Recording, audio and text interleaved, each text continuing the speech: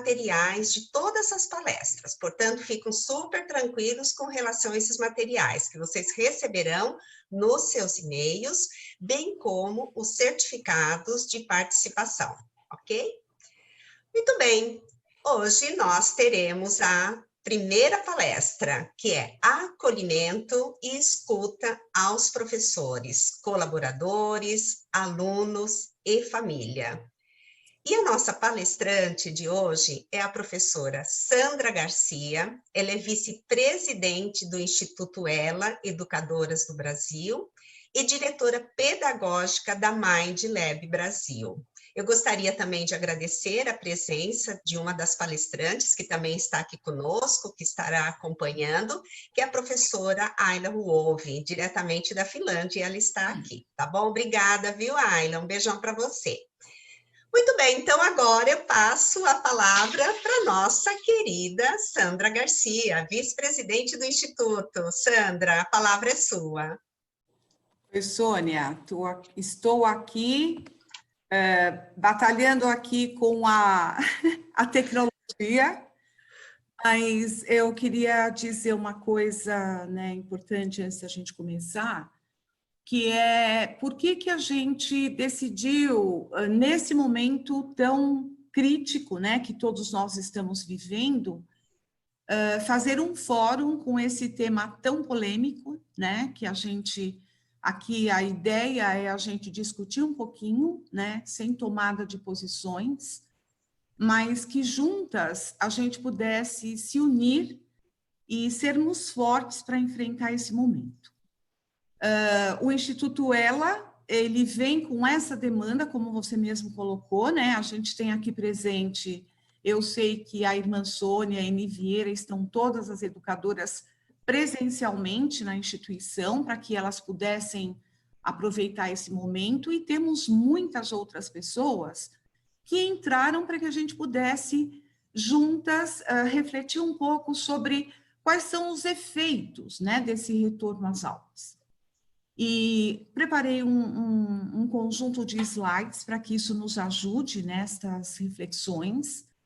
A proposta é que a gente, eu exponha alguma coisa em 40 minutos, 30, 40 minutos, a gente dá uma parada para que a gente possa responder questões e conversar um pouco, mesmo que seja à distância, né, Sônia? Mas eu acho que esses dispositivos, eles trazem para a gente essa facilidade.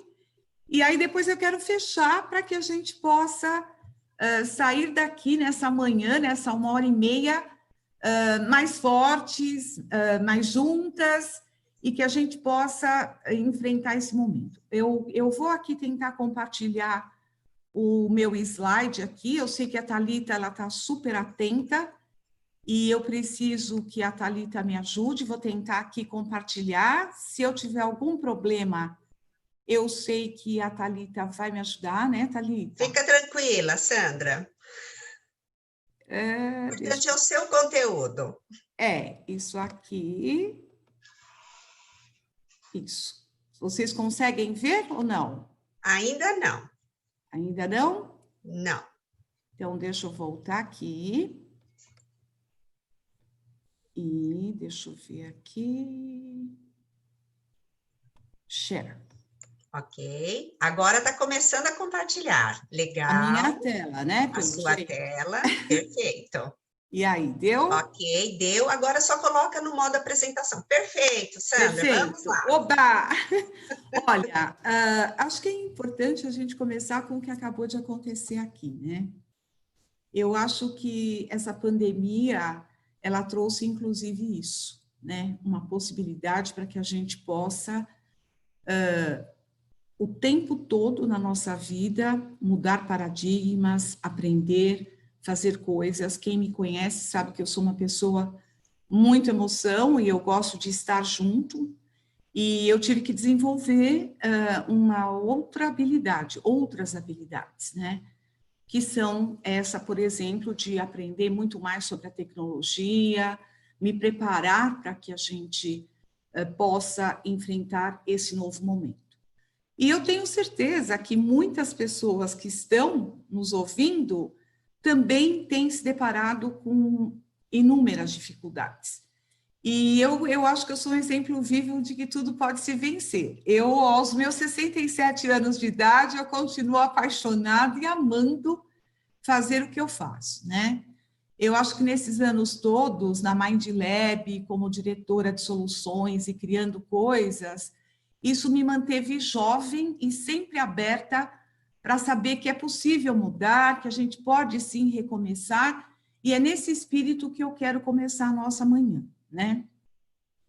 O tema acolhimento, por que que, na verdade, eu, ao invés de usar acolhida, eu escolhi acolhimento, porque, na verdade, ele traz este movimento já, que é um movimento que a gente está vivendo nesse tempo de pandemia, onde eu costumo dizer que veio um vírus, né, que ele veio, é um vírus que ele não é preconceituoso, ele ataca jovens, idosos, crianças, ele não vê raça, não vê cor, e ele entra. Claro que cada um vai ter a sua reação, mas a primeira coisa que a gente aprendeu é que ter a espécie, o dinheiro, o valor, não é suficiente.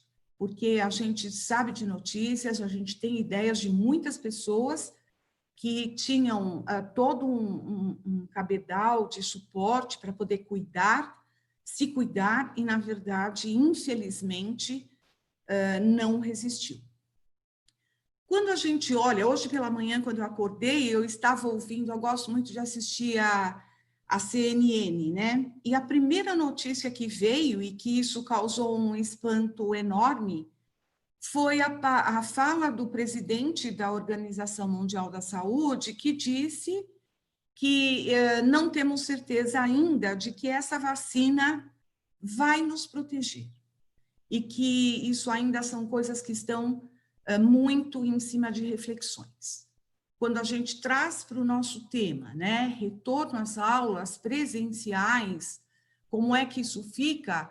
Eu acho que, de novo, nos traz um movimento de paralisação. Quando a gente pensa que as coisas estão evoluindo, vem uma coisa nova, vem uma notícia nova, né? Na contramão disso, a gente vê que isso provocou uma mudança muito importante em todos esses sujeitos que trabalham com a educação. A gente vai falar hoje aqui da família, a gente vai falar aqui dos nossos estudantes, mas eu queria focar muito mais em nós, professores, na gestão, nos professores, como é que a gente está lidando com isso e como é que a gente pode, nesse tempo, cuidar desses aspectos emocionais, né? Então, a gente olha para o que aconteceu, né, desde março. Eu me lembro que, quando a gente assistia na TV algumas coisas acontecendo na China, parecia um filme de ficção. Nós não acreditávamos que isso ia chegar aqui no Brasil. Até porque a gente tem sempre um hábito de que as coisas, quando acontecem em outros países, a gente consegue uma solução mais rápida. E não foi o que aconteceu, né? A gente viu que a gente não tem controle sobre todas as coisas. Eu acho que foi a primeira sensação, primeira emoção que veio. Nós acreditávamos que estávamos preparados para qualquer coisa que viesse. E nós percebemos como nós, seres humanos, somos frágeis e que nós temos, sim, hoje nós estamos profundamente afetados por isso que está acontecendo. E nós estamos falando imediatamente das habilidades sociais, né, as emocionais, e entram também as habilidades éticas, enfim. Como é que nós, educadores, estamos agindo, qual é o nosso papel como mãe, como família, e muitos sentimentos assolam aí todo o universo, todo o ambiente familiar, e óbvio que o ambiente da escola, né? Então, a gente vive uma pandemia de emoções. A gente passa durante o dia ou durante a semana por vários sentimentos, e eu acho que é uma coisa bacana que a gente quer conversar aqui.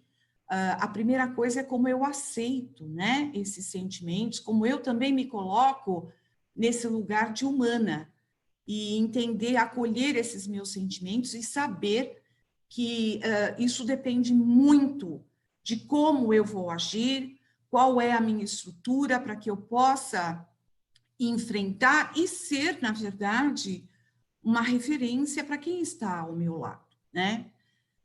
Então, dentro disso, a gente começa a perceber que a aceitação seria um dos remédios, né? Eu tenho uma amiga que fala assim, aceita que dói menos, é mais ou menos por aí. Enquanto a gente fica lutando ou relutando de que isso vai passar, a gente às vezes desenvolve um sentimento de que é um filme, isso só está acontecendo lá fora, então isso passa por uma mudança interna. E esse remédio, ele está dentro de nós. E aí a gente vai entrar um pouquinho nesses dois papéis, né, que a gente ocupa hoje. A família e a escola. Nós vivíamos um tempo muito complexo em que as escolas estavam sentindo dores muito fortes em relação a esse distanciamento da família, né? Quando a gente conversa com realidades, como hoje é o caso das educadoras que estão aqui, a grande maioria atua em escolas, em creches, de condições culturais, eu diria, mais vulneráveis, a gente tem que entender esse ambiente. Uma família que muitas vezes tinha no espaço da escola a oportunidade de estar com seus filhos, de ter alguém ali perto para que pudesse cuidar dessa criança. Por um outro lado, ou nesse mesmo caminho, a gente tem algumas escolas que a família cobra esse papel da escola, cobrava pelo menos, de uma educação, de uma orientação que muitas vezes deveria vir de casa, e essa família se distanciou muito.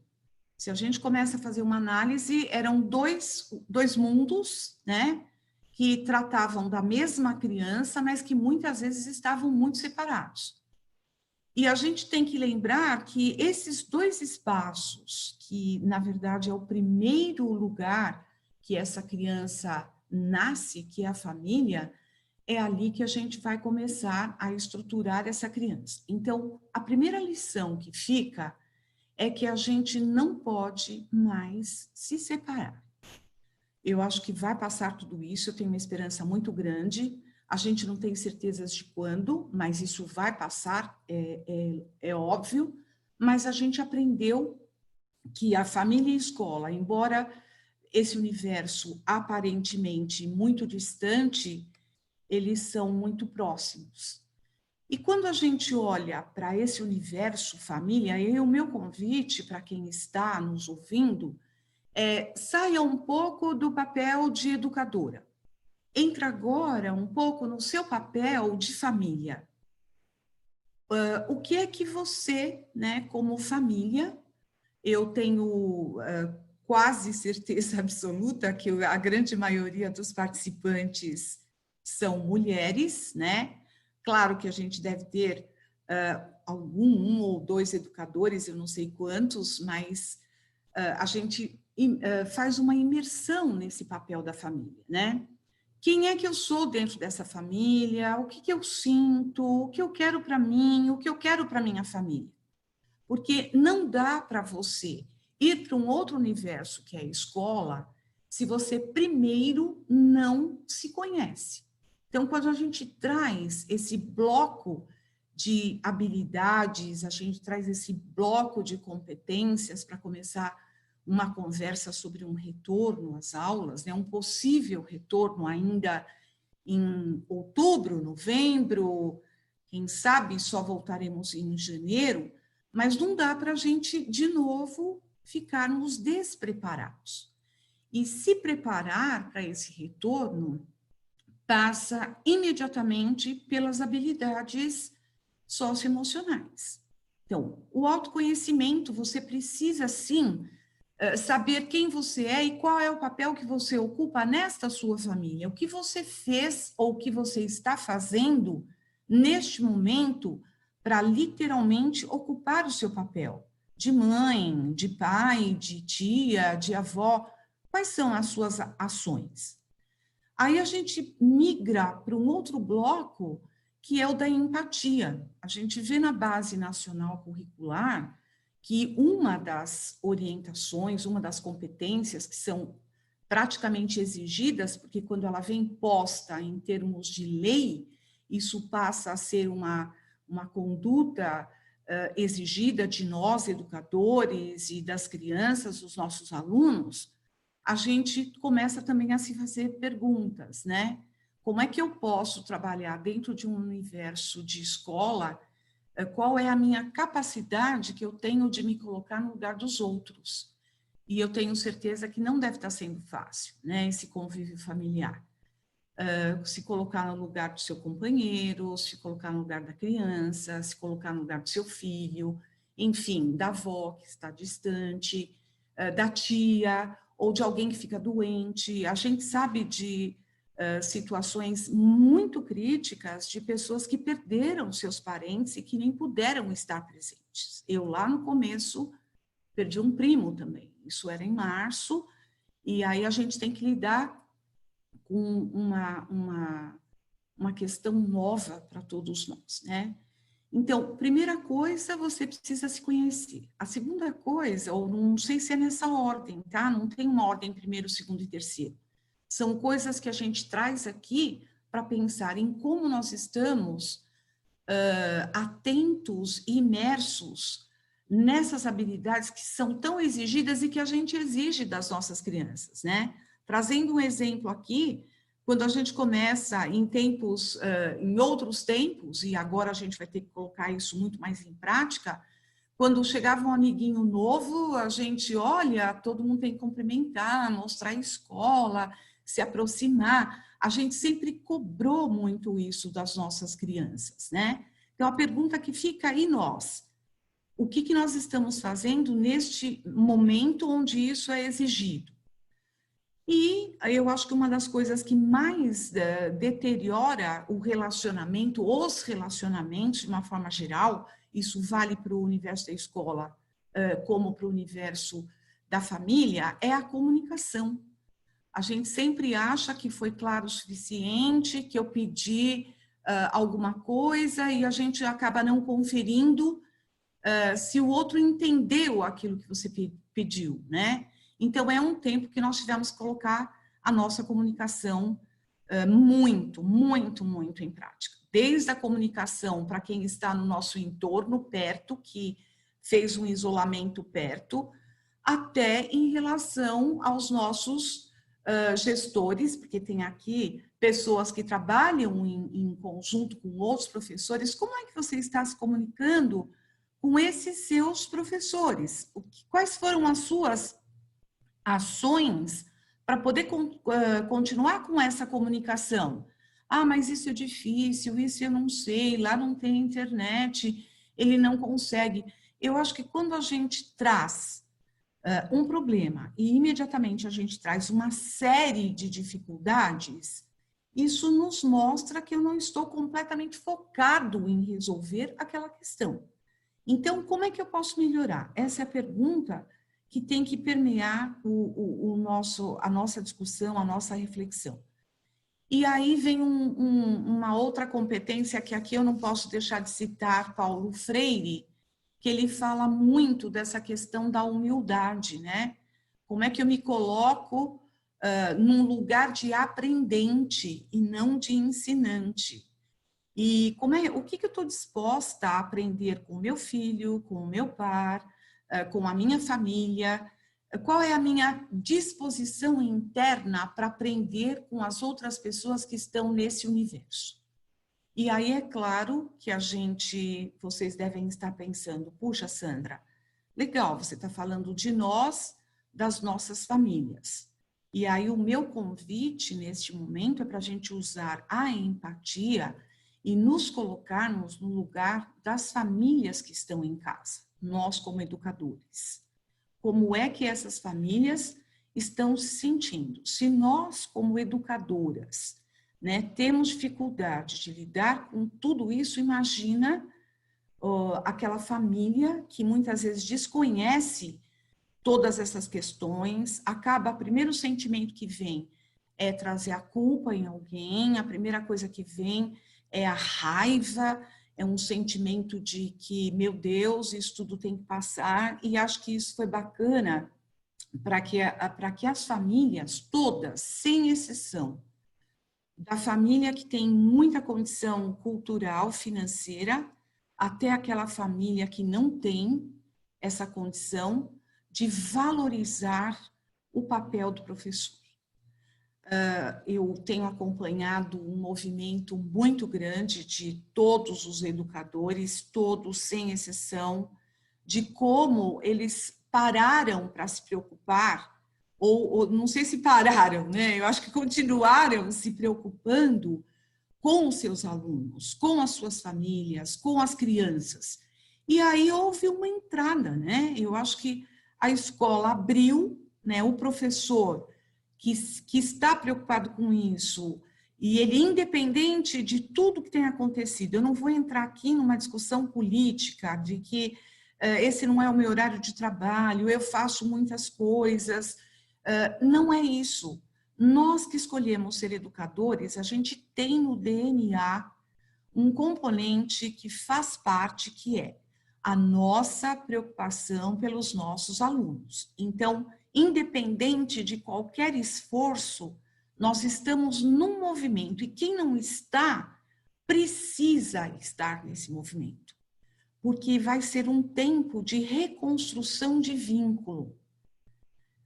A gente já leu algumas orientações de que, primeiro, nós não teremos reprovação esse ano. Isso é algo que vem num movimento muito forte para ser aprovado. Ou seja, se nós saímos do ano de 2019 com os nossos alunos, e pode ser que a gente ainda, que nós nem tenhamos a possibilidade de estarmos com eles presencialmente.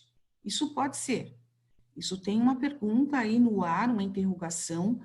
Eu acho que é um movimento muito saudável, porque eu vou entrar um pouquinho mais no detalhe de quais são as questões que a gente tem que se preocupar, independente de voltarmos agora em setembro ou voltarmos em dezembro, que eu acho que isso não vai acontecer, mas mesmo que a gente volte para a escola para um ano letivo diferente, que seria o ano letivo de 2020. Quais são os cuidados que a gente vai ter, né? O que a gente precisa ter? Mas entrando um pouquinho mais nesse universo da escola, que é onde todas nós estamos, que professor eu sou? Eu acho que chegou uma hora, né? Essa pandemia, não dá para a gente dizer que ela trouxe coisas positivas, não é isso que eu quero dizer, mas ela provocou, né?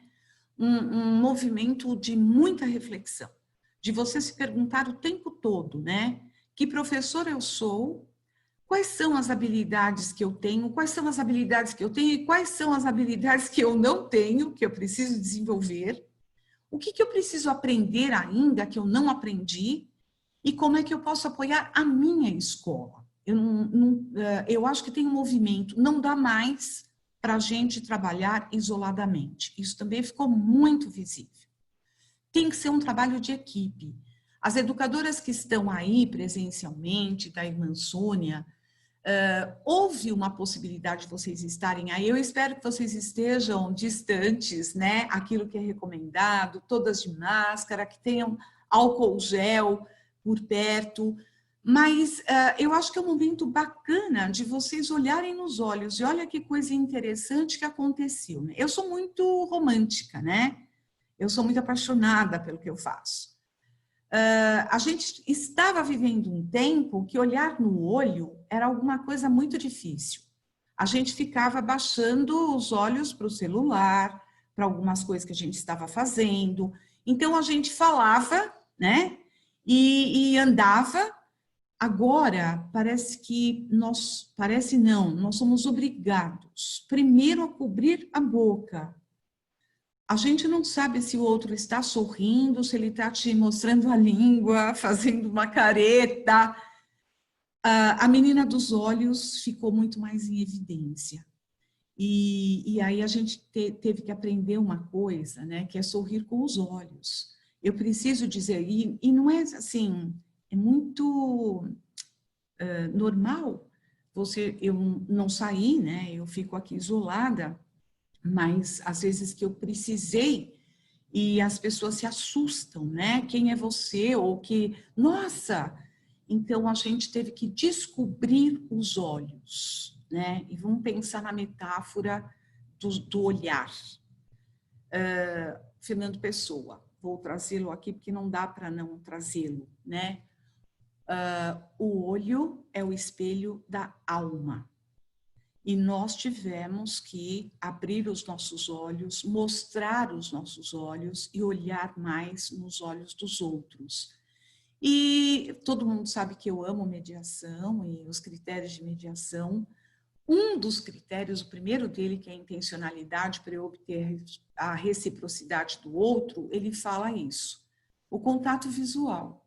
Quando você quer muito alguma coisa, você precisa olhar nos olhos do outro e pedir aquilo que você quer. E essa pandemia, ela nos obrigou hoje a estarmos com os nossos olhos descobertos, abertos, e aí imediatamente me vem, claro, não dá para eu não trazer aqui as pessoas que, na verdade, são comprometidas visualmente, né? Como é que elas estão nesse momento em que, e aí a gente viu já iniciativas muito bacanas para máscaras que para eles poderem fazer a leitura labial, mas enfim, eu acho que é isso que o ser humano faz o tempo todo, ele descobre, né, como é que ele pode aprender. E aí, o que eu recomendo aqui, né, para que nós, educadoras, vocês que estão aí em grupos, ou quem está em casa, encontra um jeito, né, de conversar com seus pares. Ou por eu sei que tem muitos grupos de WhatsApp, eu sei que tem muitas lives acontecendo. Parabéns para esses gestores que têm feito esse movimento de manter esse time próximo e para que as pessoas se sintam que estão todas, eu gosto de usar uma metáfora, estamos todos no mesmo barco, né? Todos estão sentindo as mesmas coisas, alguns um pouco mais, outros um pouco menos, né? E os gestores que estão aqui me ouvindo, que eu sei que tem alguns, acho que é o momento também de trazer essa reflexão para si, né? Que gestor eu sou e como eu fui até agora e o que eu posso fazer em prol do meu grupo, entendendo esse momento e usando o sentimento aí da empatia. Como é que a gente pode aprender? Então, grupos de gestores que se unem, a gente tem muitas ideias bacanas, né? A Sônia, eu e todo o time do Instituto, de provocar mais momentos que a gente possa se unir, falando desse sentimento, dessas questões que nos assolam, né? Então, quebrou paradigmas. A família hoje não está mais perto, ela está junto. E isso trouxe uma vantagem para a família, né? A vantagem é que a família hoje tem consciência muito mais das fragilidades, das potencialidades do filho. Antes, quando uma professora chamava a mãe para conversar, eu sei que isso também é muito difícil, principalmente quando a gente fala de culturas mais vulneráveis, né? A gente tem aqui educadores da LBV, a gente tem educadores aqui da Promove, são instituições que a gente tem ajudado nesse tempo de pandemia com algumas coisas físicas, vamos dizer assim, né? Então, máscaras. Mas a ideia hoje é que a gente possa se unir para também ajudar nessa questão do conhecimento e, na sequência, pensar o que nós podemos fazer para facilitar esse retorno, né? Essa volta às aulas. Quem sabe fazer alguma coisa para as famílias, junto com vocês, a gente está muito à disposição para isso, Mas o que benefícios, não dá para chamar de benefícios o que a pandemia trouxe, né?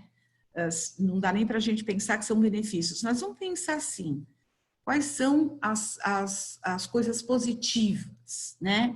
Primeiro, teve essa consciência do filho que ela tem, percebeu que precisa dividir as responsabilidades. Quando na escola, às vezes a gente percebe aquela criança super dependente, que ela não consegue amarrar um tênis, ela não consegue jogar um jogo, ela não consegue abrir uma caixa, porque ela está muito dependente em casa, provavelmente, e às vezes também nem é tão culpa da família, porque vocês também que estão aqui, muitas devem ter filhos, às vezes por causa do tempo a gente prefere fazer do que pedir para a criança fazer, né? É mais fácil você vai colocar essa roupa, ai, deixa eu ir lá, porque ele vai bagunçar toda a gaveta, aí você vai tirar a roupa, vou te dar banho, então em 5 minutos eu te dou banho. Enfim, a gente acaba contribuindo para que essa criança não tenha essa autonomia. E a pandemia obrigou, né, de uma certa forma, que a gente divida as tarefas e que a gente coloque esse filho, né, para atuar muito mais com a gente, né, como parceiro, como alguém que está dividindo as responsabilidades. A gente aprendeu a cuidar um pouco mais do nosso ambiente do convívio, não só no ambiente em questões de higiene, de limpeza, de organização dos ambientes, mas também no clima, né? Então, a gente estabeleceu aí algumas rotinas, a gente tem feito, e aí eu vou trazer um pouquinho que nós da MindLab a gente tem feito até por uma questão dessa com as famílias, e é gratuito, tá, gente? Por isso que eu trago aqui. Ninguém paga nada, tem um programa bem bacaninha, que é MindLab na Família, e a gente tem semanalmente feito aí lives e dado dicas de como você pode em casa enfrentar a rotina, enfim, coisas bem bacaninhas para dar esse apoio para a família. Porque a família tem que se aproximar de vocês, né? Não dá mais para a família, a gente tratar a família, e aqui eu vou confessar uma coisa, tá? A minha vida inteira, eu comecei como professora da educação infantil, e a gente brincava, né, entre os professores, porque quando via a lista das crianças, a gente não estava nem tão preocupado com as crianças, a gente estava muito preocupado com a família, né, que a gente ia ter que enfrentar. Isso deve passar pela cabeça de todas vocês quando muda o ano, pega a lista, meu Deus, essa família de novo, não acredito. Então, como é que a gente... E hoje a gente está vivendo esse papel da família e vendo, né, puxa, não deve ser fácil mesmo a professora tomar conta dessa criança, olha as questões que ela tem, isso eu sempre sou otimista, isso vai dar um salto nesse desenvolvimento, né? Então, a gente tem que brincar, a gente tem que jogar, a gente tem que fazer atividades lúdicas, e a brincadeira, o jogo, ele aproxima, ele te dá possibilidade de você descobrir, né, o comportamento da criança. De novo, a gente tem vários jogos que podem ser baixados e usados, né, no site lá da MindLab em Família, que não precisa de grandes coisas, dá para fazer, mas vocês, professores, né, agora vamos de novo, vocês têm jogado, né, com a família de vocês? Vocês têm dividido aí um tempo para se dedicar à família, para cuidar dessas emoções dentro de casa, de se sentir apoiado, né? E entendendo que esses momentos são momentos que fazem com que a gente se conheça mais, né? Nós. Quando a gente pensa ainda em continuidade de quebra de paradigmas, de novo, a escola não está mais perto da criança. A escola literalmente está junto.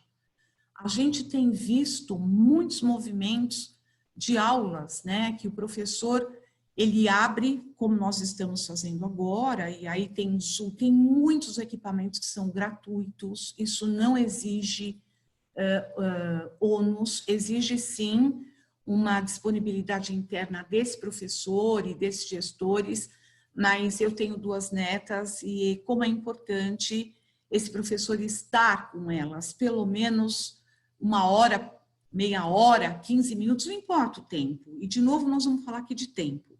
Não importa a quantidade de tempo que você fica com a sua família. O mais importante é a qualidade desse tempo. Então, quando às vezes a gente vê cronogramas e calendários, que a gente sabe também que isso é para cumprir toda uma questão curricular, e a gente preencher o tempo da criança para fazer aquela quantidade de horas, eu acho que são perguntas que a gente precisa se fazer, né? E aí fica uma pergunta muito polêmica.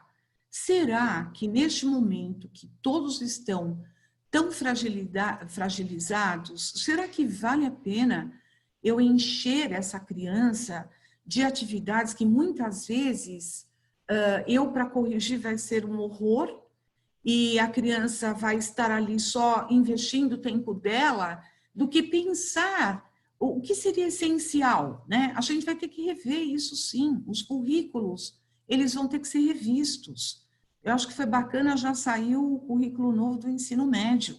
Isso foi um ganho para nós, porque o jovem sai do ensino médio completamente em conflito, ele não tem certeza da escolha que ele fez para a profissão, ele vai para uma universidade e a gente vê que muitas habilidades que ele vai precisar e que hoje nós estamos precisando, isso não foi considerado.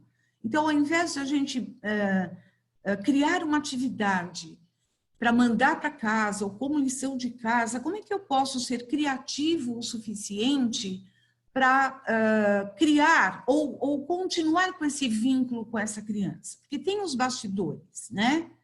Vocês têm filhos, e muitas vezes quando vocês olham a quantidade de atividades que vem, a pergunta fica, meu Deus, para que tudo isso? E quando a gente vai para a escola, a gente também tem aí toda uma orientação de cumprimento de carga horária, de cumprimento de atividades.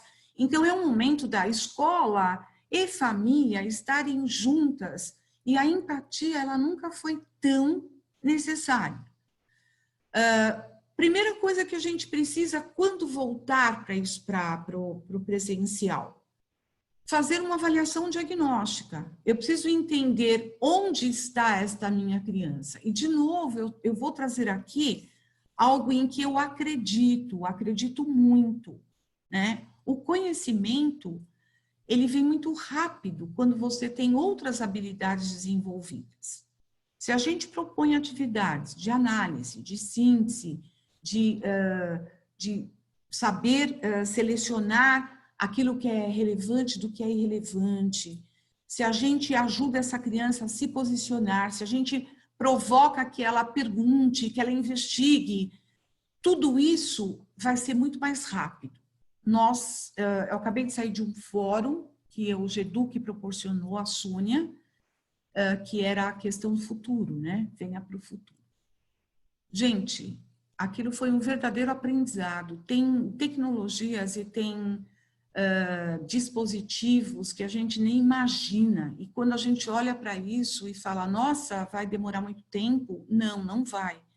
Então, a recomendação também para quem é da escola, aproveita esse tempo não só para ler ou ver coisas referentes à escola. Seleciona meia hora do seu dia para estudar um pouco, entrar um pouco para ver quais são as coisas que estão aí nesse universo, nesse mundo. Que coisas eu estou ouvindo, de que coisas eu estou falando, por quê? Uma das coisas, né, extremamente importante é que o professor, isso ficou constatado, o professor ele nunca vai perder o lugar dele, nunca. Ele sempre vai ter o seu espaço. O que já está acontecendo é a mudança do papel desse professor, né? De aprender junto, de provocar questionamentos, de selecionar atividades que sejam consistentes. E a família, de novo, nossa, mas a Sandra hoje ela veio para falar que como é que a gente vai retornar às aulas e o tempo todo ela ficar falando da família? Sim, não dá para a gente desconsiderar. Então, temos sim que pensar em como eu vou acolher essas famílias, como é que eu vou lidar com elas, que tipo de atividades. A gente vai dar algumas sugestões, tá? Bom, reinventar.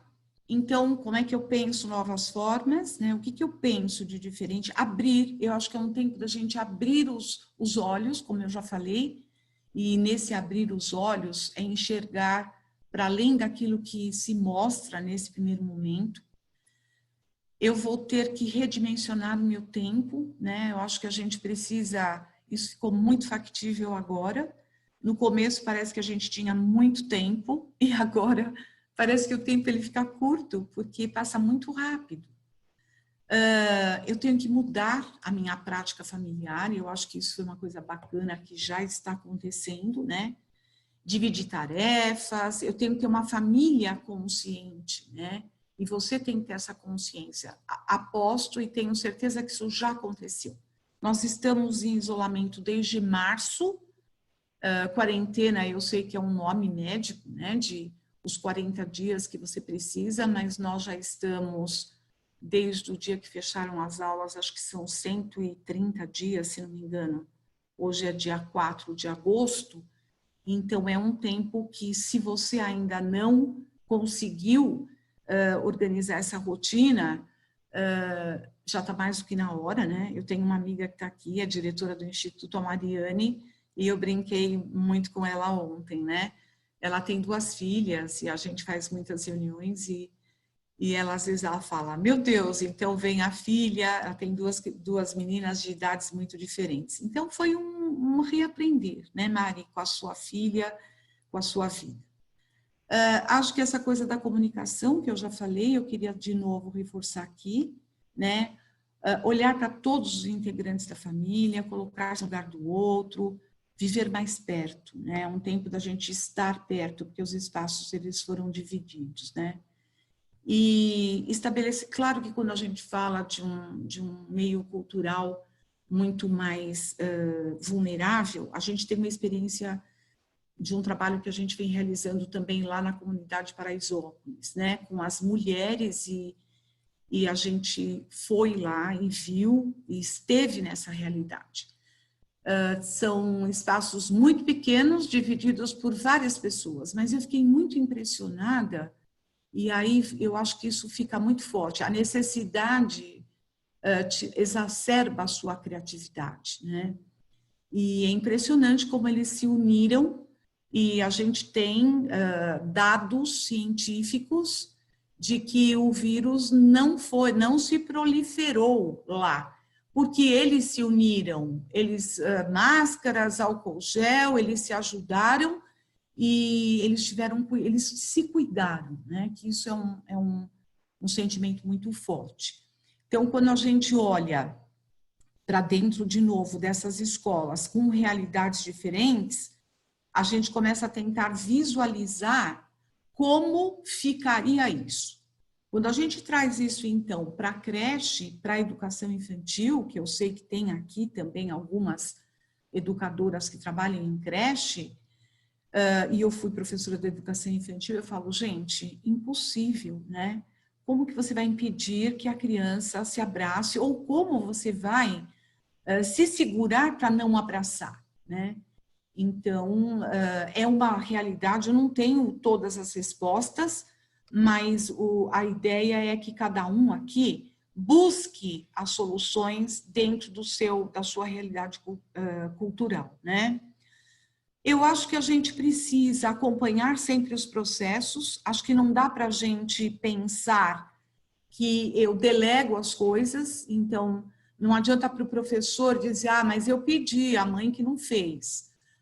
O coordenador diz, eu pedi, mas foi a professora que não fez. Eu acho que é um tempo de ter isso muito em mente. Delegar não é abdicar, eu preciso acompanhar esses processos, isso acontece com a criança, isso acontece com o professor, isso acontece com a gestão. Eu acho que a gente precisa ter esperança, né? A esperança nos mobiliza, eu acho que isso, falar de esperança para educador é um pouco redundante, porque nós escolhemos ser educadores, porque nós temos, sim, uma esperança na educação, a gente acredita na educação e a gente escolheu ser professor, ninguém nos obrigou, e isso já é um sentimento nato. Como é que eu estreito esses laços, né? É o que a gente está conversando aqui, e pensar como é que essa comunidade vai estar de volta para a escola. Feita essa reflexão do que nós estamos vivendo, como é que ela vai estar? Com esse monte de sentimentos que estão acionando, estão sendo acionados, estão sendo vividos, estão sendo experimentados, né? Primeira coisa, e isso vale não só para o retorno das aulas, mas eu, de novo, eu quero colocar uma marca, um holofote, de que esse acolhimento, ele deve começar enquanto eles estão em casa. Não dá para eu dizer, oi, agora você chegou. Não, eu acho que tudo isso é um processo. Então, a gente tem que abrir esses canais de conversa. Canais de conversa com a criança, canais de conversa com a família, canais de conversa entre os grupos de professores. Primeiro, falar dos sentimentos, dividir essas responsabilidades, saber que estamos todos juntos, querer um pouco falar. A gente sabe que na psicologia, quando você fala dos seus sentimentos, você coloca para fora e aí isso fica mais fácil de você lidar, né? Então, como é? Eu acho que um questionário assim de perguntas para as crianças: como está sendo o trabalho aí na sua casa? O que você tem feito? E a sua mãe? Eu acho que coisas que vão criando esse vínculo, porque eu não quero decepcionar ninguém, mas eu acho muito difícil a gente voltar em setembro, como está anunciado, né? E não adianta a gente achar que a gente vai terminar o ano e acabou. E aqueles alunos que eram meus, né, nunca mais eu vou vê-los. Então, é hora, quem ainda não fez, é hora de correr atrás e aproveitar esse momento para dizer, olha, estou aqui, a gente pode ir por esse caminho desse estreitamento de vínculos, porque tudo que é conhecimento vai ficar muito mais fácil, né? Nesse rol de perguntas, né? Quando eles voltam, é claro que a primeira coisa que a gente tem que fazer é um comparativo. Como era antes e como o que vai ficar, o que vai acontecer. Porque imaginem, se vocês em casa, que são mães, estão morrendo de medo de mandar os filhos para a escola, os professores estão morrendo de medo de irem para a escola. Até porque tem professores que são de grupo de risco e com todas essas iniciativas, mesmo assim, um medo. E mais que isso, né? Eu vou falar uma coisa muito estranha aqui. Talvez, eu não sei se vocês vão concordar comigo, mas o mesmo medo que nos assolou quando a gente teve que ficar presos, é quase o mesmo medo que vem agora, que as pessoas dizem, olha, você tem que voltar. Parece que a gente olha para fora e que tem um inimigo invisível solto. Então, isso é muito natural. As crianças estão assim, com certeza absoluta. As famílias também. Então, começar esse movimento de acolhida em casa. E se voltarmos em outubro, que bom, vocês têm um tempo aí. Hoje é começo de agosto, o que eu posso fazer? Nós estamos por aqui também, se vocês precisarem de alguma coisa. Essa foi um primeiro encontro, como a Sônia colocou. O próximo vem uma doutora, a doutora Renata, que vai falar um pouco sobre os cuidados com a saúde. E não significa que isso tem que ser... E a Sônia com a Ayla vão falar um pouco sobre como está no mundo, né? Mas não vai se esgotar aqui.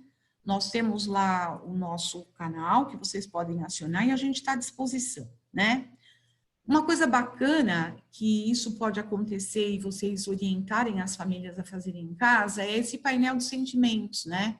Como é que eu acordei hoje, o que eu fiz, o que eu não fiz, e isso para a escola funciona. Eu sei que muitas escolas já fazem isso, eu só estou colocando um holofote para dizer os sentimentos e as emoções têm que ser vistas e têm que ser faladas, né? Destacar os aspectos positivos e negativos. Vocês podem fazer essa brincadeira em casa com a família de vocês hoje. Vamos fazer aqui um painel de sentimentos? A gente vai brincar de colocar aqui como é que nós acordamos hoje, qual foi quem ficou de mau humor. É uma coisa bacaninha para vocês se aproximarem até do ambiente familiar, né? E claro que na escola isso é uma coisa muito importante de ser valorizada quando eles voltarem. Se vocês começam isso em casa com os alunos, Sandra, tem criança que não tem internet. Você está propondo uma coisa absurda. Como é que eu vou fazer isso com a educação infantil, com a creche? Criatividade, descubram como vocês podem chegar até a casa dos seus alunos, usam os métodos investigativos, descobre um jeito de estar presente na casa. Esse é o desafio. Isso é extremamente saudável, seja por um celular com a mãe, combina de falar com a criança, cria um grupinho, não sei. A gente pode até dar uma série de sugestões, mas essa é uma recomendação importante, né? Eles precisam entender as diferenças dos momentos. Como era antes, nunca mais vai ser. Nunca mais. Esquece. Passou, foi, é um outro momento. Eu não gosto muito desse termo, é um novo normal, porque não é normal. Ainda a gente está descobrindo o que a gente vai fazer, né? A gente precisa o tempo todo fazer essa gerência de emoções, né? Então, não adianta nada você começar uma reunião e falar sobre as coisas que tem que acontecer, as tarefas. Tem que trazer, sim, o sentimento, tem que acolher a comunidade inteira, né? Tem que acolher a família, que vai estar morrendo de medo quando tudo voltar, e que pode ser daqui a 1, 2, 3 meses, pode ser que esse ano a gente não volte, mas a hora que a gente voltar vai ser um retorno. De qualquer maneira, nós estamos falando de retorno às aulas, a gente não está falando do tempo. Como é que eu acolho essa comunidade? Que iniciativas eu posso ter em relação às famílias, né? Como é que eu vou cuidar desse bem-estar? Que é isso que vai trazer para a sua instituição, para a sua escola, transformar isso num ambiente de aprendizagem agradável. Para quem é gestor e para quem é professor, tem que ouvir todo mundo. Desde a pessoa que vai atender na portaria, a pessoa que vai fazer a merenda, a pessoa que vai fazer a refeição, enfim, é um conjunto de pessoas trabalhando juntas para esse momento de acolhida. E a pergunta é, como é que vocês estão acolhendo ou falando com esses funcionários dessa escola? Porque a escola é uma comunidade, né? Claro que eu vou ter que adequar a proposta pedagógica, hoje não é o dia da gente falar disso, a gente pode falar sobre isso, né? Um outro dia, mas nós vamos ter que rever, sim, os nossos currículos, nós vamos ter que melhorar os planejamentos. Eu fico, de uma certa forma, isso me tranquiliza um pouco a alma, né? Para pensar que esses currículos vão ter que ser revistos. A gente vai precisar o tempo todo olhar o que a gente fazia e elencar o que é prioritário, e eu acredito que vocês já estejam fazendo isso quando vocês estão mandando atividades para casa, sentar e falar, isso eu vou fazer, isso eu não vou fazer. E ter uma tomada de ação consciente. Claro que em grupo, em equipe, junto com a liderança, junto com a escola, né? Priorizar o quê? Que é isso que a Base Nacional Curricular trouxe. Prioridade nos objetivos de aprendizagem. Chegou a hora de sentar, olhar tudo aquilo que você propôs, o que eu vou priorizar? Porque esse é um novo tempo. Inserir com certeza absoluta todas essas ferramentas digitais. E quando a gente fala disso, pensando nas creches e nas escolas mais vulneráveis, eu quero colocar aqui também, novamente, o Instituto como alguém que vai apoiar e quer apoiar vocês, né, nessa implantação dessas questões tecnológicas, dessa atualização. E como é que eu vou criar, dentro da minha escola, uma rotina para esse novo momento? Pode ser que mude alguma coisa se a gente não voltar agora em setembro. Até setembro é o que está valendo, é o que está aqui posto, e esse material vai ficar disponibilizado no nosso site, né, para que quem quiser ter acesso, mas a primeira coisa é, a gente tem tantos protocolos e você precisa sentar com o seu grupo, porque cada realidade tem uma realidade. Tem escolas que têm espaço para fazer esse distanciamento, tem escola que não tem. Eu ouvi agora de manhã que a primeira liberação seria do 4º até o ensino médio, e eu entendo a nossa preocupação como educadoras, como é que ficam essas séries finais, né? 4º ano, o 3º ano do ensino médio, até a finalização da educação infantil, enfim.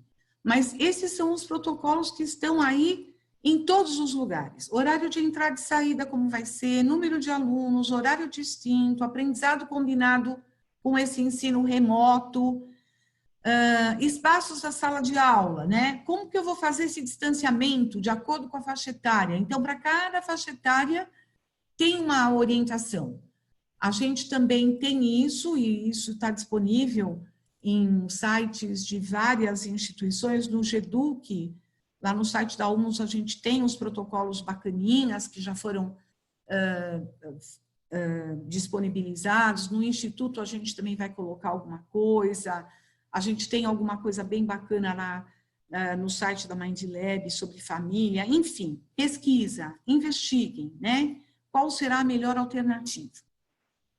Que espaços eu posso usar na minha sala de aula? E aí tem vários vídeos, tem uma série de coisas. Ah, mas Sandra, você nem sabe de que realidade você está falando. Sei sim. Eu só queria dizer uma coisa. Eu falo de coisas que eu vi, de espaços que eu já estive e que é possível a gente fazer as coisas quando tem um movimento interno que nos mobiliza para isso. Então, quando a gente voltar, isso vai continuar valendo, não importa que seja janeiro do ano que vem. O vírus veio, infelizmente, ele veio para ficar.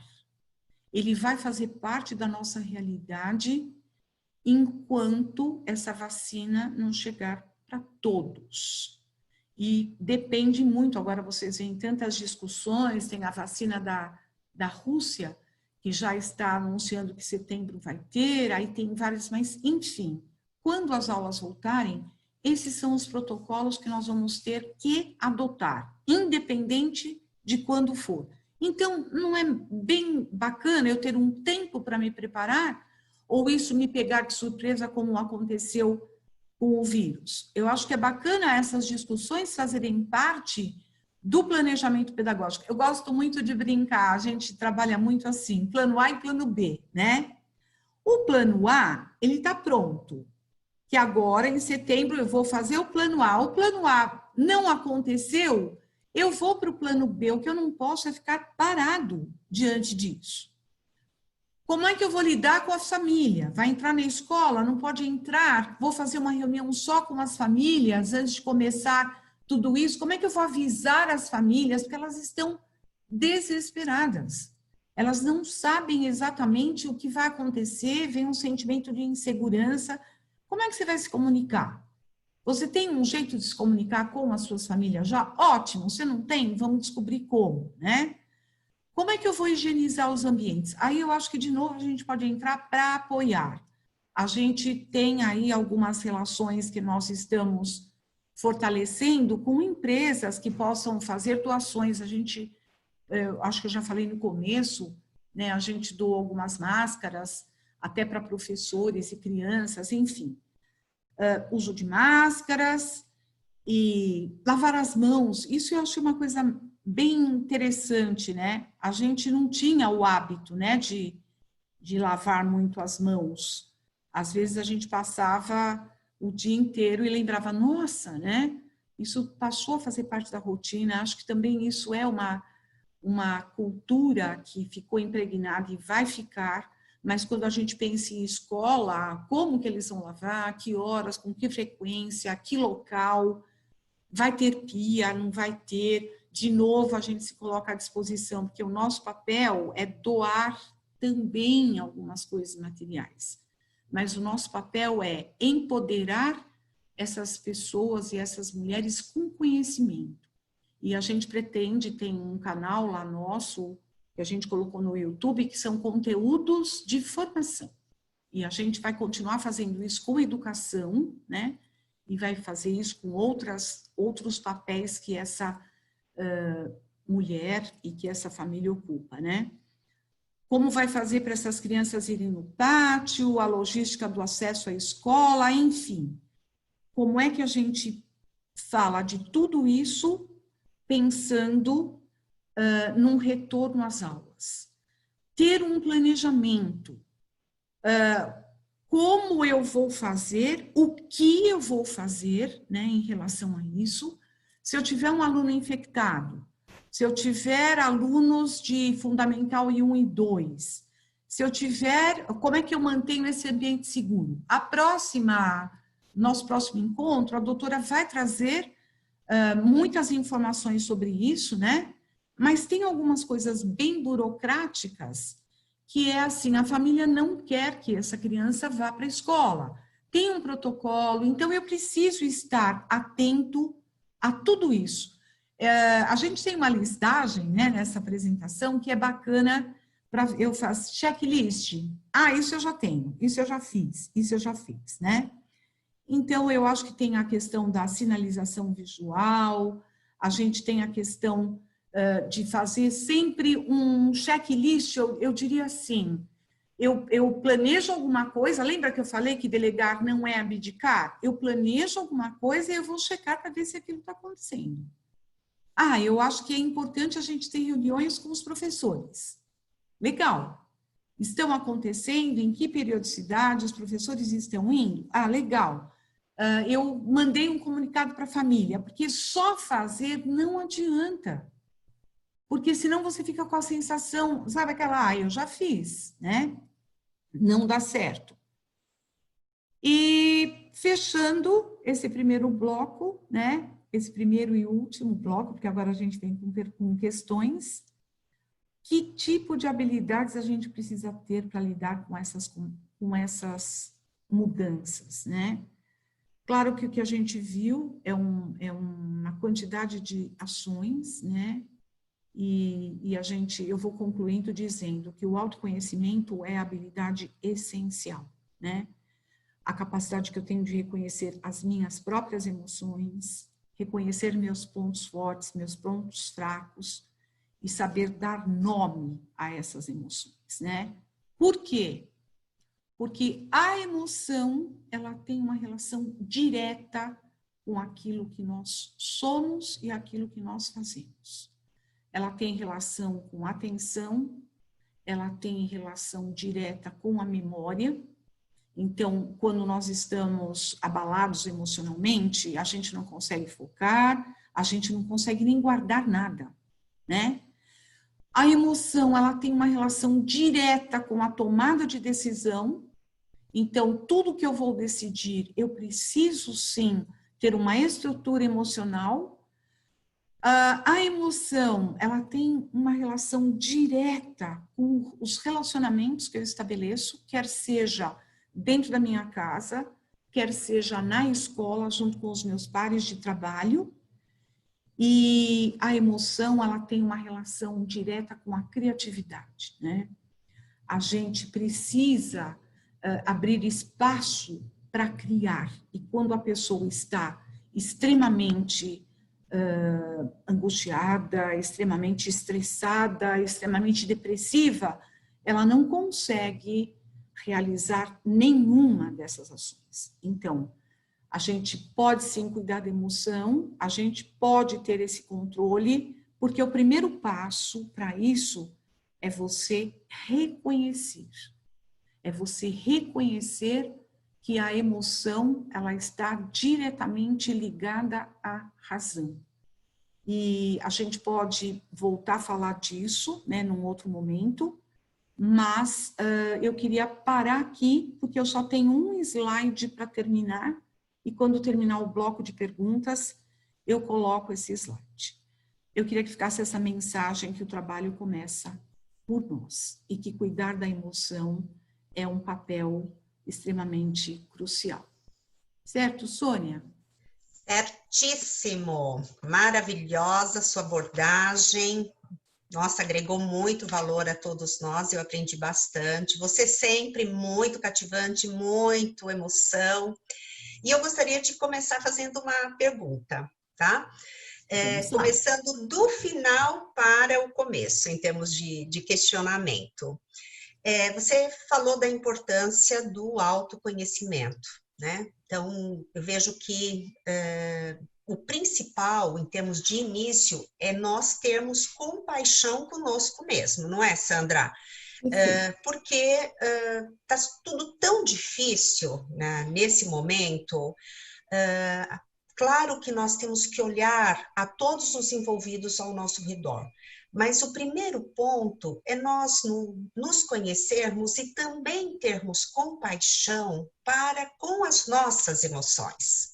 Nós temos que nos cuidar, né, em todos os sentidos, para nós estarmos fortes e depois, sim, fazer uma série de acolhimentos das pessoas que estão ao nosso redor, sejam os alunos, a família. Eu gostaria que você comentasse um pouco mais a esse respeito da importância de nós, educador, né, de nós, professores ou gestor, enfim, do indivíduo, da pessoa que atua na educação e que precisa estar bem com ela mesmo para mostrar esse lado de acolhimento a todos os demais.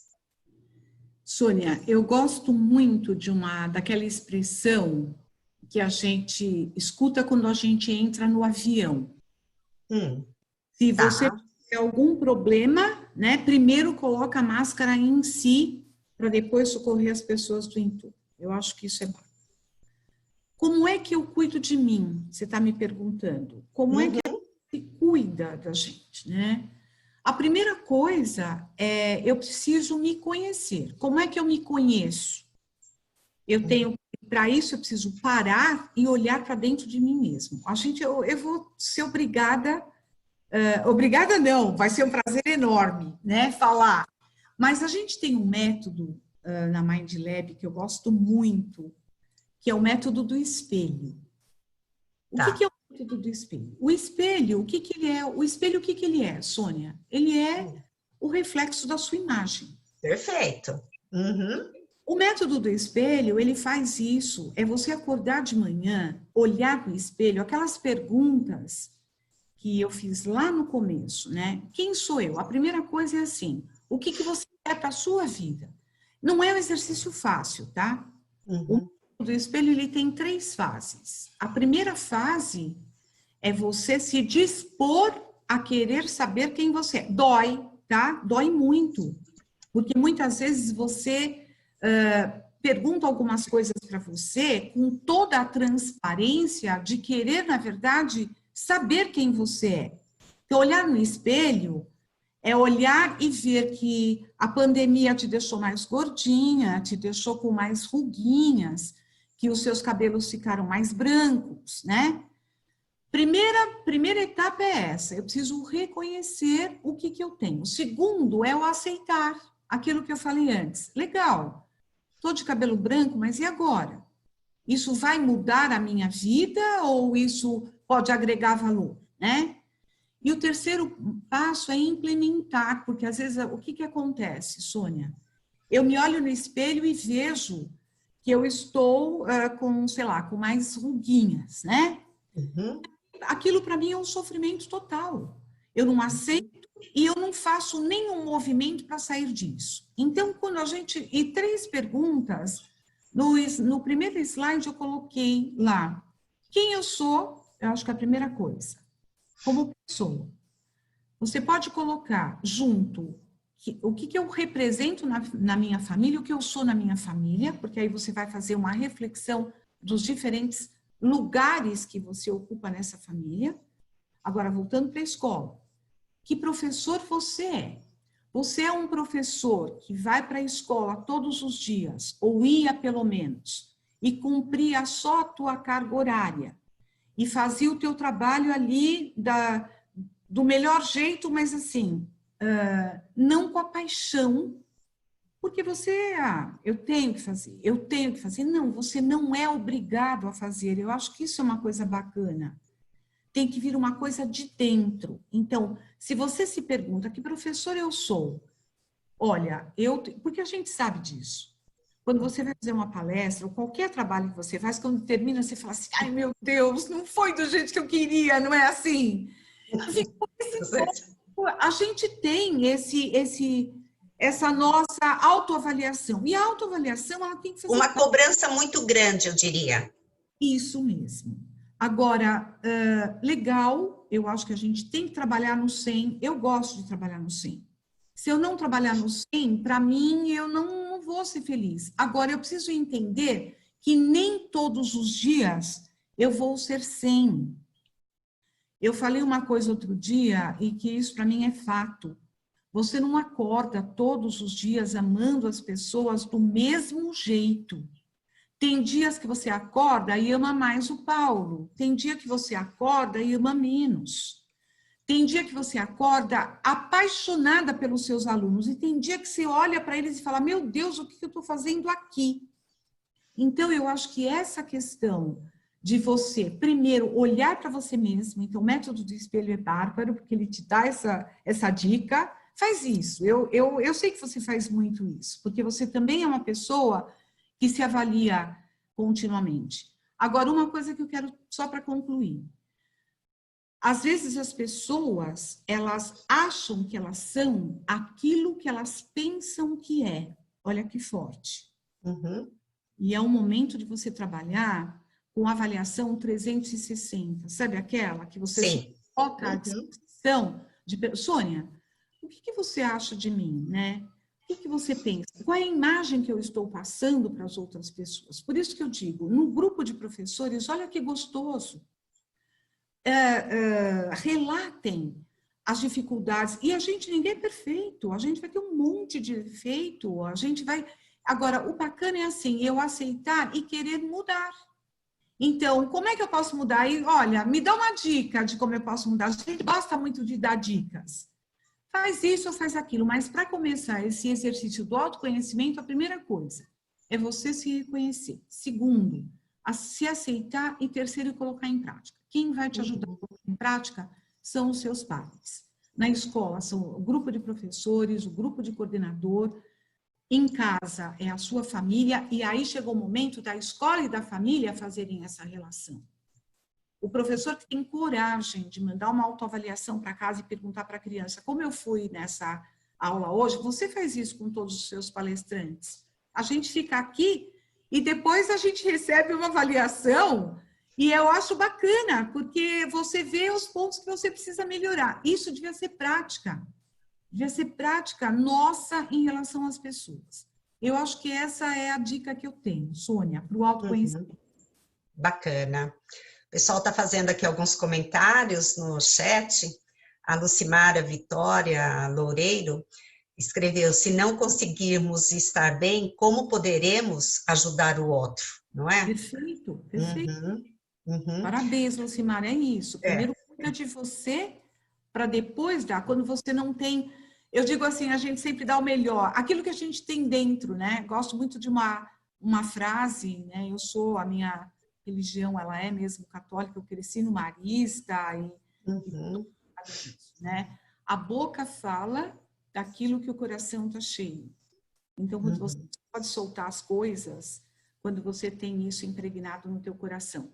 E dizer, puxa, eu estou sofrendo, eu chorei muito no começo dessa pandemia, você sabe, né, Sônia? Sim. Todo dia, meu Deus, o que vai acontecer, né? E com as pessoas que estavam no meu entorno, eu deixei todo mundo preocupado. Aí eu comecei a olhar e falar, espera um pouco, Sandra, o que você quer para você, né? Você quer ficar assim ou você quer mudar? Quero mudar, quero viver, não quero pegar o vírus, não quero que ninguém que eu conheço e que eu amo pegue, eu não queria que o mundo ninguém pegasse, por isso que eu falo, usa máscara, fica em casa se você conseguir, fica distante, usa álcool gel. Enquanto não tiver vacina, a gente tem que se proteger. Nós, e quem a gente ama, e mesmo quem a gente não ama muito, mas proteger. Claro. Claro. Nós tivemos um comentário também bacana da Andréia Alves Hirose. parabéns. De repente tivemos uma enxurrada de informações sobre o retorno e temos agora pessoas que trazem uma calmaria. Olha que bacana, né? Que legal, é isso. É assim, é calma. Calma. Uhum. Eu tenho outro método que eu amo, método da escada. Dá uma de leve. Um passo de cada vez. Uhum. Um passo, veja se você está seguro para dar o segundo, porque olha a metáfora interessante da escada, Sônia. Você pisa num degrau e você acha que aquele degrau está seguro, você corre o risco de pôr todo o teu peso, porque quando a gente vai para um segundo degrau, a gente põe o peso inteiro naquele primeiro. E aí você corre o risco daquilo afundar. Então, não adianta ter pressa. Muito legal essa metáfora da escada, adorei. Ela é linda, porque aí você tem, primeiro degrau, ele está consistente, você consegue ficar, balançar, pular, legal, está na hora de dar o segundo. Deu o segundo, faz a mesma coisa, porque os degraus que estão abaixo, eles já estão fortes. E o que tem acontecido, acho que ontem a gente conversou um pouco com a Edna, que até falou, é tanta live, é tanta informação, é tanto protocolo, tá todo mundo maluco. Calma. Senta com sua equipe, senta com o seu grupo, veja a tua realidade, vejam vocês dentro dessa realidade, não adianta só ir lá e querer cumprir. Então, eu acho que essa é uma coisa bacana também, que a gente pode usar para colocar as coisas em ação. Né? Legal. Que essa é uma outra coisa interessante. Agora, Sandra, fala um pouquinho mais de como que nós podemos avaliar o socioemocional dos alunos na volta às aulas. Tem uma pergunta aqui da Manu. Como que nós podemos fazer essa avaliação? Olha, a avaliação, a gente gosta muito primeiro, a autoavaliação. Eu acho que antes de você fazer uma avaliação, Manuela, é a nossa. Isso. Eu acho que antes de você fazer uma avaliação, você precisa criar o hábito da criança se autoavaliar. Então, é primeiro, de novo, o espelho. Se eu não consigo me avaliar, as crianças, principalmente, estou falando de pequeno e grande, né? Se você lê a autoavaliação, então os professores eles precisam fazer uma autoavaliação, que é o diálogo que eu disse lá na frente. Como era, como você está. Ler essa autoavaliação, porque aí a gente vai ter uma percepção de como essa criança está. A partir dessa tua percepção de como essa criança está, você pode propor uma segunda avaliação. E o nosso conceito de avaliação, isso da Mind Lab também, e como diretora e como educadora e a minha vida inteira, é a avaliação como parte da formação. É uma avaliação formativa, que é um pouco o que você faz, que eu citei. As pessoas avaliam, a partir dali você manda, a gente lê, e como eu posso melhorar. Então, existem várias formas, Manuela, de avaliar. A gente tem avaliação digital, a gente tem um dispositivo para poder fazer avaliação. Eu gosto muito de uma avaliação para você saber as atitudes da criança por meio do jogo. Então, é meio que uma coisa meio informal, né, Sônia? Você psicóloga, sabe disso. Você, numa hora de jogo, você conhece mais uma pessoa do que um ano de convivência. Verdade. Não é? Porque tudo aquilo que, às vezes, numa avaliação que é feita, a gente simula. Você gosta disso? Eu gosto. Tudo a gente gosta. A gente responde na avaliação o que o outro quer ouvir, né? Dá um jogo na mão e vamos jogar. Você vê a pessoa burlando, você vê a pessoa perdendo e jogando as coisas, você vê a pessoa não querendo fazer mais nada, não quer terminar a partida. Eu acho que colocar a pessoa em situações que você, como um avaliador externo, possa observar. Para ter certeza de que aquela atitude, porque avaliar atitude não é fácil, né? Sabe disso? Até porque se eu estou sendo avaliada em qualquer entrevista de trabalho, ou até para ser contratado na escola, eu vou fazer exatamente tudo aquilo que eu li que tem que ser feito. Agora, vamos colocar numa situação de realidade, né? Vamos colocar o jogo ali, vamos jogar e vamos ver. A pessoa sai. Eu não sei se vocês já tiveram essa experiência em casa, jogando com alguém. Que a pessoa está jogando e ela, de repente, ela rouba, ou faz, você fala, nossa, que horror, eu não sei se você era capaz disso, né? Porque na hora a emoção vem. Uma coisa bem bacana para a gente se autoconhecer é esses momentos do jogo também. Porque você fala, nossa, eu não imaginei que eu seria capaz de fazer isso. Então, eu acho que é situações concretas, né? Mais do que papel, mais do que coisas em papel, porque ali a criança vai receber, ela nem entende. A minha netinha, né? Só um parêntese, ela recebe muito autoavaliação, né? A escola dela, eles trabalham com isso. E aí eu vejo ela lá, você tá falando, eu estou me perguntando, vovó, eu estou me perguntando, né? Aí eu falei, nossa, você foi tão dura com isso aqui, por que que você colocou isso aqui? Ah, porque, olha, teve um dia que eu não fiz isso, não fiz isso e não fiz aquilo. Olha que bacana, né? Muito lindo. Mais do que eu dizer para ela que ela não fez, a gente quer que ela saiba, porque aí ela reconhece, e aí uma coisa de autoavaliação para nós, a gente podia pensar nisso, né, Sônia? Fazer autoavaliação para professores nessa linha de atitudes que você tem, e disponibilizar isso para uma... Claro que não é. A avaliação também tem uma coisa bacana que eu quero dizer, depende do teu momento. Tem dia que você está jogando e você está boazinha, vamos dizer assim. Então, se quiserem, tá bom. Tem dia que você acorda naquele dia que você está se amando menos também, porque tem isso. Tem dia que você acorda amando menos as pessoas e tem dia que você acorda se amando menos. Sabe aquele dia que você fala, meu Deus, meu cabelo, Sim. minha roupa. E o que você falou é bem bacana, ter compaixão com você. Que isso é normal, que isso é natural e que a gente vai passar por esses momentos, né?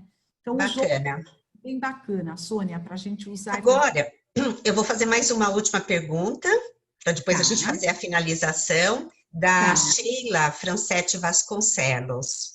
Como podemos trabalhar com o socioemocional dos professores? O que priorizar, Sandra, nesta tentativa na volta às aulas? O que você acha? Eu acho que eu priorizaria nos professores trabalhar a autoestima. Eu acho que isso, Sônia, ficou muito abalado nesse tempo. É a Sheila que perguntou?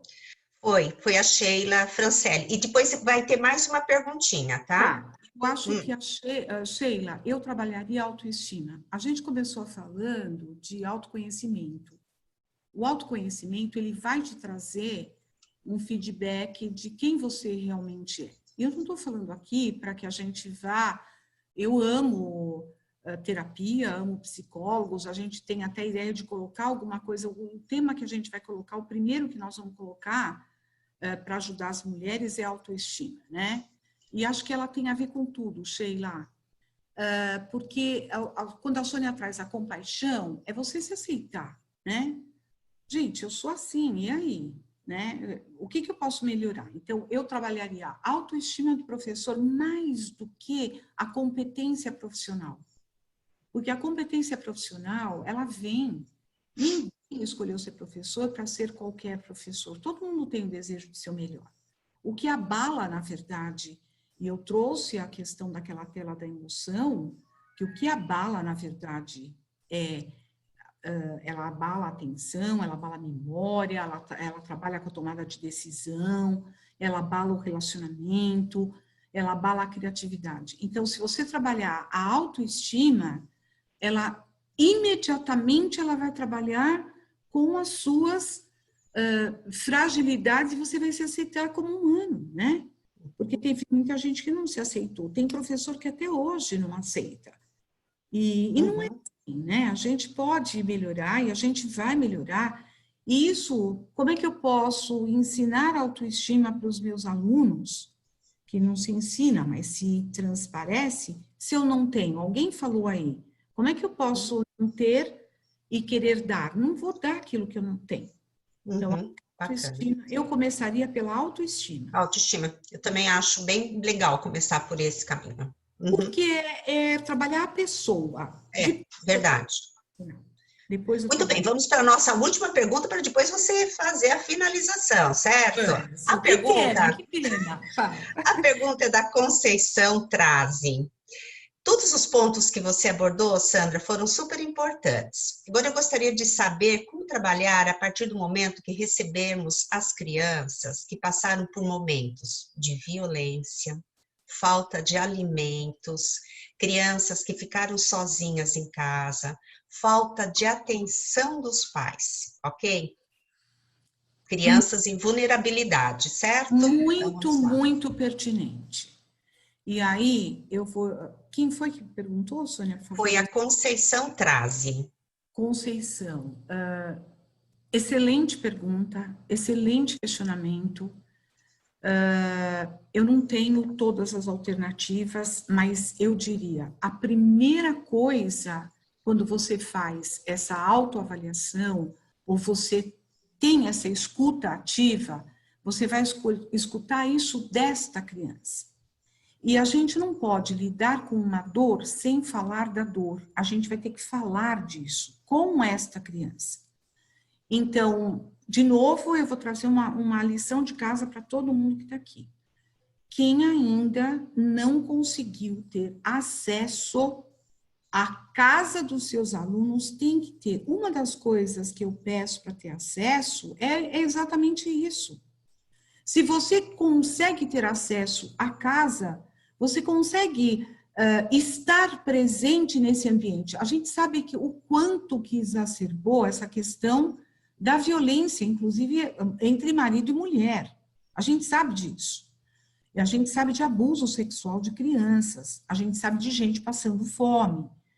A gente não vai poder resolver tudo, mas, Conceição, temos que falar do assunto. Vamos ter que falar sobre isso. E para falar sobre isso, a gente pode combinar temas comuns com historinhas, com até joguinhos que trazem esse assunto, histórias, tem histórias lindas. E uma coisa para contar só bem rápido. Lá atrás a gente tem um jogo que a gente gosta muito, que é o Lobo e Ovelhas, tá? O Lobo e Ovelhas você conhece esse jogo, né, Sônia? Sim, muito bom também. Ele trabalha com um grupo e trabalha o lobo é sozinho e as ovelhinhas estão juntas, né? E a regra do jogo, as ovelhinhas para aprisionarem o lobo, elas precisam cercar o lobo, né? E aí a gente trabalha com essa questão do cercamento, do aprisionamento, de você se sentir meio que encurralado. Não gosto muito dessa nomenclatura encurralado, porque parece mais que é curral, né? Mas se você está aprisionado, cercado. E uma professora usando isso na escola, numa escola pública de bastante, num estado que não é aqui, o menino de 6 anos, ele trouxe professora. Ela perguntou, né, em que situações? E o menino, na hora, ele contou. Ele estava sofrendo assédio sexual pelo pai. Puxa. Não, foi terrível, Sônia. Então, o que a gente recomenda? Claro, o jogo ele faz emergir muito disso. Tira essa criança, a Conceição, e trabalha. Você precisa conhecer os seus alunos. É o que eu digo todos os dias. Não dá para você passar um ano sem saber onde essa criança vive, o que ela faz e como é que você entra dentro da casa dessa criança. Quando você se faz presente. E dá para se fazer presente de diferentes formas, né? Então, acho que tem que trazer essa temática, sim, né? É uma coisa que a gente pretende fazer, né, do Instituto. A gente tem lá um canal para colocar esses temas e a gente vai colocar um pouco como é que trata desses temas de um jeito na medida da criança, né? Porque não adianta você chegar e falar, olha, se seu pai estiver fazendo isso, não dá. Tem que ter todo um tato, todo um jeito, tem que ser um discurso indireto, para a criança também não se sentir mal diante dos amigos. Então, a gente tem que ter todo um tato, todo um jeito para trabalhar isso. E é uma das coisas que a gente pretende fazer também com o Instituto, né, Sônia? Fazer temas bacanas para a educação, como que a gente pode tratar isso? Conosco, primeiro, depois com os outros. Mas bacana você ter trazido isso, e até gostaria de convidar todas vocês que estão aqui nos assistindo e participando, para curtirem lá, seguirem aqui o Instituto no Instagram. Basta vocês colocarem lá ela, Instituto, no Facebook também, sigam a gente, porque é importante nós formarmos uma corrente de colaboração entre as educadoras. E no YouTube, que a Sandra acabou de falar, que nós temos lá, iniciando com vários vídeos super bacanas de orientação, e no YouTube, a nossa entrada é via Instituto Ela Educadoras. Vão lá e participem. Agora eu volto para você, Sandra, para dar o fechamento. Vamos lá. Olha, eu queria fechar, né, esse amanhã que foi para mim é super gostoso. Eu estou aqui de longe, mas eu estou sentindo uma energia de perto, né? Não posso vê-los, mas eu estou muito feliz de estar aqui. E eu queria terminar essa manhã com uma música que é uma música que marca a minha vida, marcou, desde que eu era pequena, né? E é uma música do Toquinho, né? Aquela música Aquarela. E ela fala, tem uma frase, né? Dessa música que eu convido a gente a cantar juntos, né? E curtir, que ele fala do futuro. E é um futuro, né? O seu futuro, ele vai ser aquilo que você vai fazer no seu presente. Não dá para você ficar sentado esperando o futuro.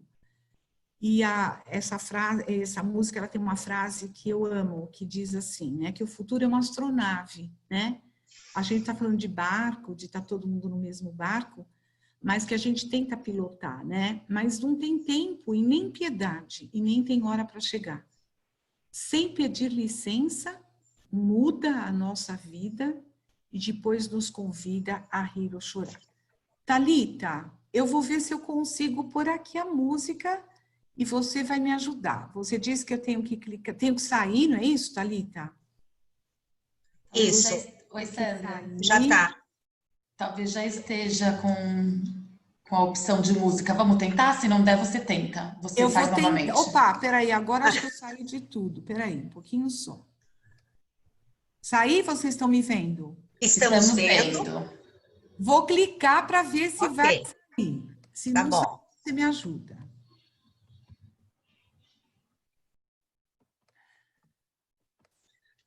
Que lindo! Gente, eu queria terminar com isso, né? Eu não sei se a minha tela está aparecendo, Thalita. Está tudo bem, está aparecendo, sim.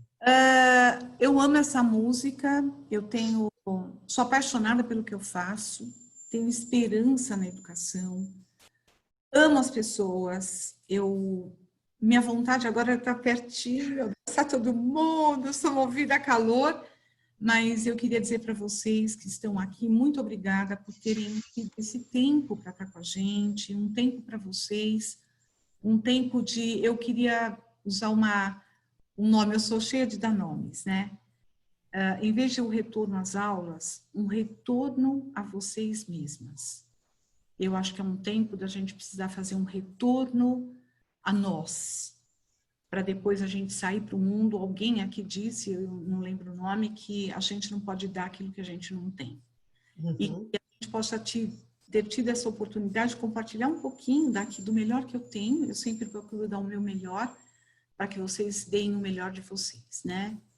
Obrigada, Sônia, obrigada a todo mundo que está aqui, a você, a nós, as meninas do Instituto que estão aí por trás, todo mundo curtindo, a Thalita, a Rose, a Edna, a própria Manuela, a Bruninha, a Célia e a Ayla, né?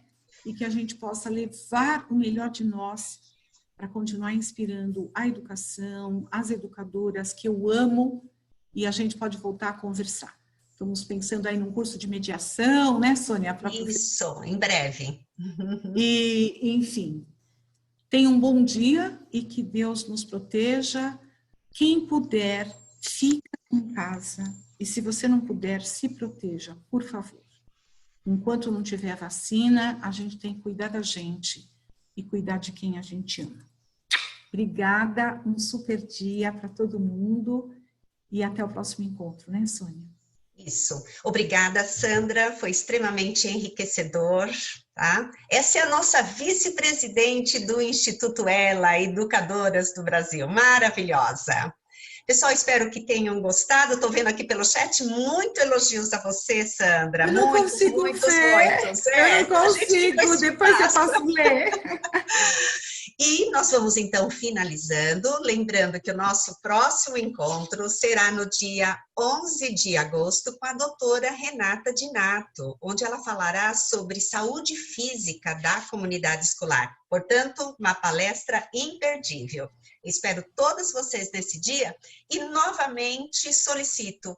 Sigam nós aqui, o nosso Instituto, no Instagram, no Facebook e no nosso canal do YouTube. Tenham todos um ótimo dia e um forte abraço a todos vocês, gente. Tchau, tchau. Tchau, tchau. Fiquem com Deus.